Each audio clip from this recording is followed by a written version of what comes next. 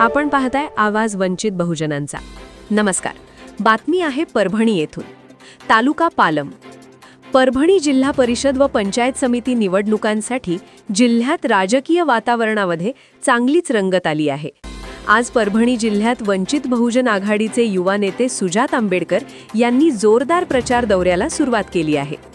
जिल्ह्यातील विविध भागांत घेतलेल्या जाहीर सभांमधून त्यांनी वंचित शोषित समाजाला सत्तेचे वाटेकरी होण्याचे आणि वंचित बहुजन आघाडीच्या उमेदवारांसाठी मतदारांना आवाहन केले आहे। पंचायत समिती पेठ पिंपळगाव गणमधील उमेदवार सौभाग्यवती रुपाली मोहन सोनकांबळे व पेठ शिवणी जिल्हा परिषदचे उमेदवार दत्ता डोकेसर आणि पेठ शिवणी गणाचे पंचायत समिती उमेदवार सौ गोकर्णा डुकरे यांच्या प्रचार करण्यासाठी आलेले युवकाचे आयकॉन सुजातदादा आंबेडकर यांची सभा उत्साहात पार पडली। आणि इथे उपस्थित मंचावरती सर्व मान्यवर, इथे उपस्थित माझ्या माता भगिनी आणि तसेच इथे उपस्थित माझे वडीलधारी मंडळी आणि तसेच या चळवळीतल्या तमाम साथीदारांना माझा जय जिजाऊ, जय शिवराय, जय ज्योती, जय क्रांती, जय लहूजी, जय मल्हार, अस्सलाम वालेकुम आणि जय भीम।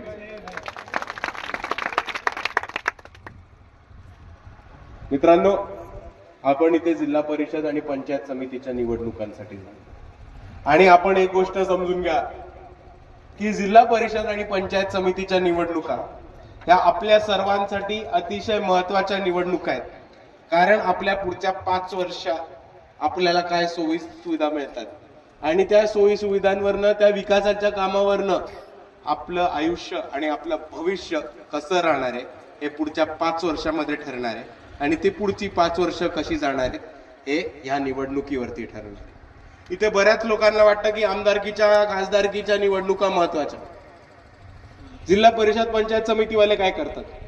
पण एक सोपा मुद्दा सांगतो तुम्हाला। जर आपल्याला चांगला रस्ता हवा असेल, शिक्षण हवं असेल, आरोग्य हवं असेल, शेतकऱ्यांच्या मालाला हमी भाव हवा असेल, आरोग्य सेवा हवी असेल आणि चांगल्या सोयी सुविधा हव्या असतील तर आपल्याला आपले जिल्हा परिषद आणि पंचायत समितीचे सदस्य हे निवडून देणं खूप गरजेचं आहे। नाहीतर आपल्याला 5 वर्षामध्ये काहीही मिळणार नाही, ही परिस्थिती आपण समजू। मित्रांनो, जिल्हा परिषद आणि पंचायत समिती या निवडणुकीमध्ये आपल्या बरोबर मोठे झालेले, तुमच्या सर्वांबरोबर राहणारे आणि तुमच्यात ज्या समस्या आहेत, तुमच्यात ज्या अडीअडचणी आहेत त्या समजून आज निवडणुकीमध्ये उभे राहिलेले हे वंचित बहुजन आघाडीचे उमेदवार आहेत। आणि तुमच्या समस्या काय आहेत, तुमच्या अडीअडचणी काय आहेत, ह्या तुमच्याच बरोबर त्यांनी सुद्धा भोगलेत, ते सुद्धा त्याला सामोरेच गेलेत।